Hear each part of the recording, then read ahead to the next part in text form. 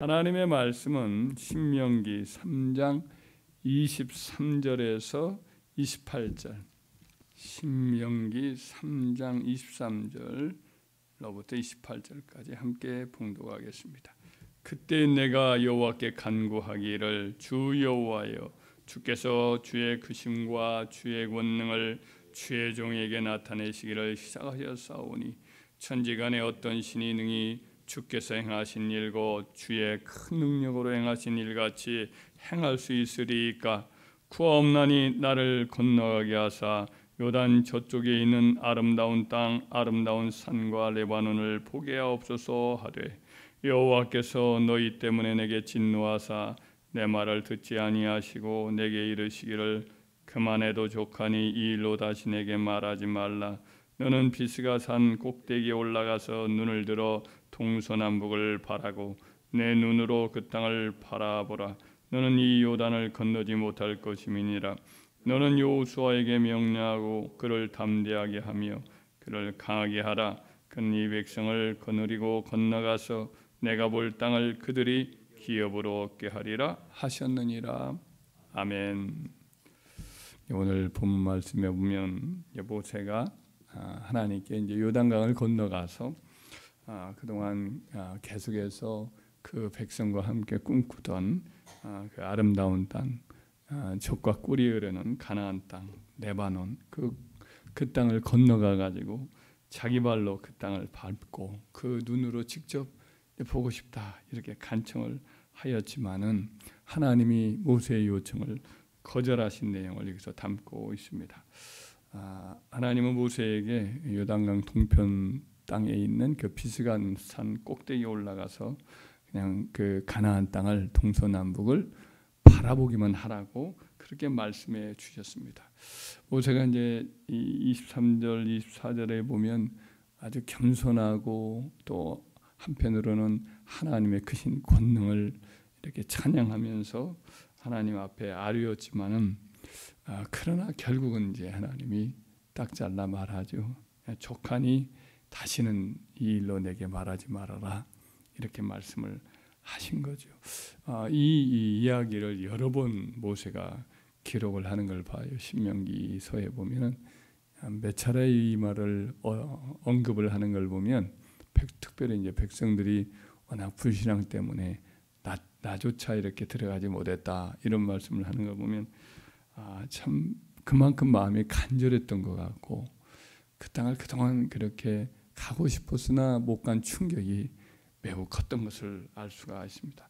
어떻게 보면 인간적으로 보면 모세의 노고가 너무 컸기 때문에 하나님이 그에게 이렇게 또 간절히 바라는 마당이기 때문에 한번 내린 결정이라도 번복하시지 않을까 싶지만은, 그러나 이제 이렇게 닥잘라 하나님께서 말씀을 하셨으니 이 일은 또 우리에게 좀 생각할 이렇게 여지를 많이 주고 있습니다. 아무리 우리가 간절히 바라고 또 원하는 것이 있다 할지라도 또 그것이 또 죄도 아니고 또 오히려 하나님께 더 감사할 그런 이유가 많이 있기도 한데, 우리 영혼에게는 만족과 또 행복이 있기도 하고, 그럼에도 불구하고 하나님이 그의 주권적인 의지로 인해서 우리의 바람을 제한하는 경우가 있다. 이걸 기억을 해야 될 것 같아요. 성경에 보면 그런 예가 모세 외에도 이렇게 몇 차례 나옵니다. 다윗이 하나님의 이제 은혜로 이스라엘 전체의 통합 왕이 되어서 예루살렘의 도읍을 정했잖아요. 그리고는 이제 법궤를 모시고 왔어요. 법궤를 이렇게 모시는 것도 아주 정성을 다해서 모셨는데, 다윗은 자기가 거하는 왕궁이 백합궁으로 이렇게 잘 지어져 있는데, 하나님의 성막은 이제 법궤는 여전히 천막 아래에 있는 것이 마음에 걸려가지고 간절히 나단 선지자와 상의하는 가운데 내가 하나님의 법궤를 모시는 하나님을 위한 집을 지어드리고 싶습니다. 성전을 지어드리고 싶습니다라는 그의 마음의 간절한 소원을 말하지요. 그랬더니 나단 선지자도 좋은 거니까 왕의 마음에 있는 대로 하소서 하고는 이제 집에 들어가서 하나님께 이제 기도하는 가운데 하나님의 그 밤에 다윗에게 이야기를 합니다. 너는 가서 이제 다윗에게 전하라. 내가 내 마음에 나를 위하여 성전을 건축할 마음이 있으니 이 마음이 네게 있는 것이 좋도다. 그러나 너는 그 성전을 건축하지 못할 것이요 네 허리에서 나올 네 아들 그가 내 이름을 위하여 성전을 건축하리라 라고 대답을 해 주시는 거예요. 그 당시에는 이제 그의 아들 솔로몬이 태어나지도 않을 때입니다.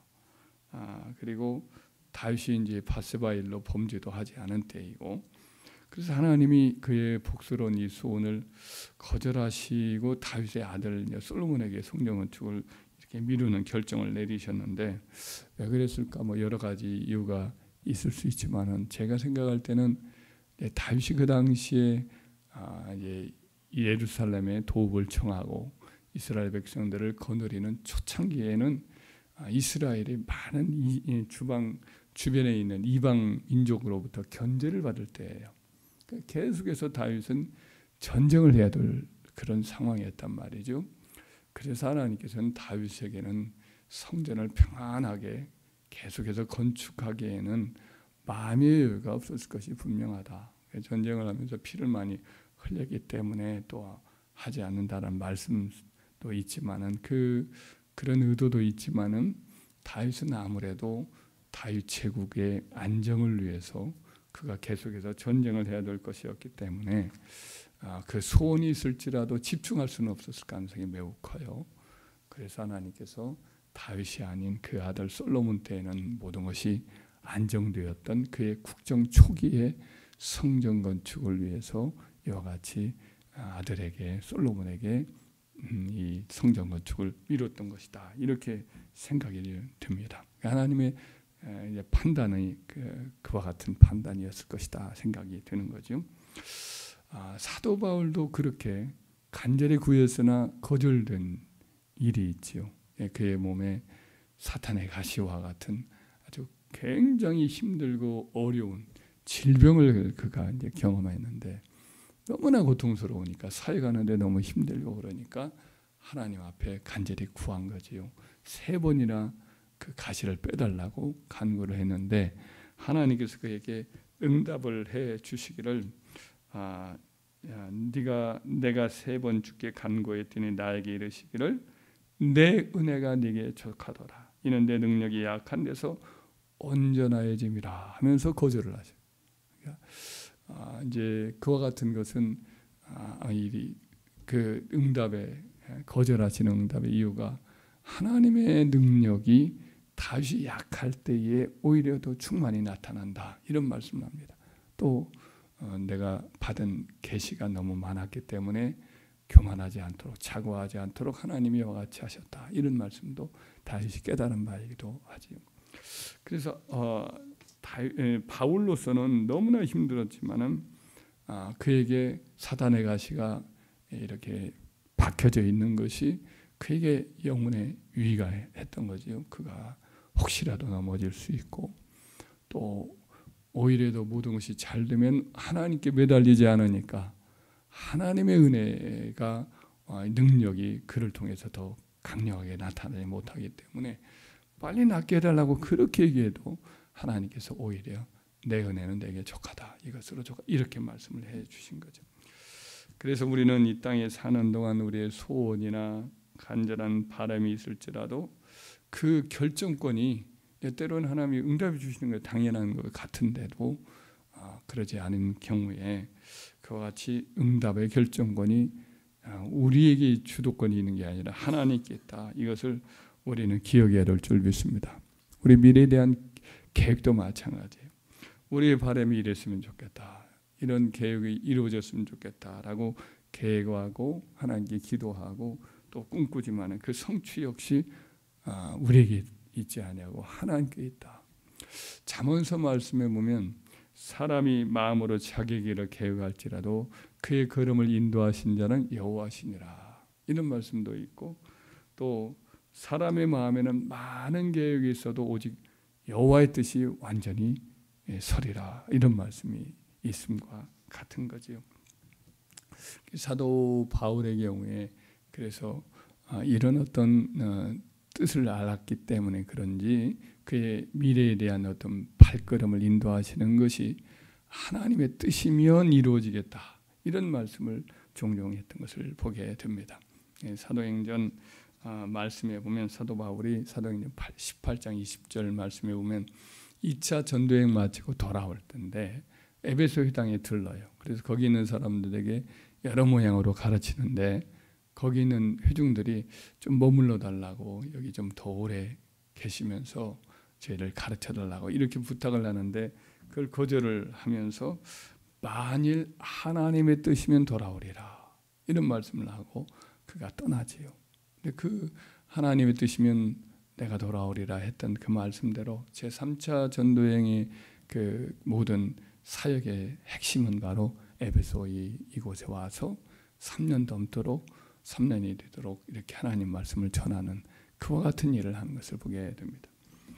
야고보 선생이 이런 말을 해요. 들으라, 너희 중에 말하기를 오늘이나 내일이나 우리가 어떤 도시에 가서 거기서 1년을 머물며 장사의 이득을 보리라 하는 자들아.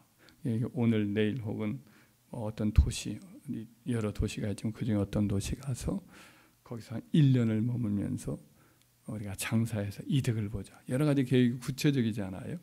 그러나 너희가 내일 일을 알지 못하는도다. 내일, 모레, 3년 이렇게 계획을 하고 1년 이렇게 계획하지만 사실은 너희가 내일 일도 알지 못하는 그와 같은 연약한 자다.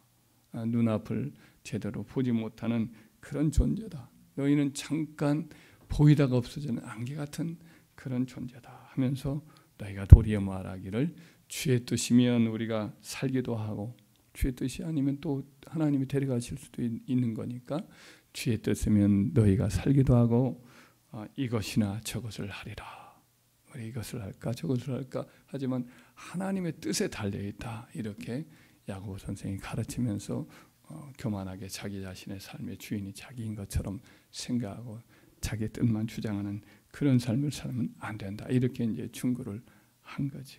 그렇습니다. 우리의 삶의 통치권은 누가 갖고 계신 거예요? 하나님이 갖고 계신 거예요. 그래서 우리가 하나님께 갈망도 가지고 기도도 하고 하나님께 매달리기도 하지만은 하나님의 뜻이 언제나 우선이다. 하나님이 절대적 주도권을 갖고 계시다. 이걸 기억하고 언제나 하나님의 뜻이 무엇인가 잘 주의 깊게 찾고 기도하는 가운데 구하고 또 하나님의 뜻이 깨달아지면 언제나 100% 순종하여서 그 뜻을 이루어 나가는 자족하고 감사하는 저와 여러분 되기를 주의 이름으로 축원합니다.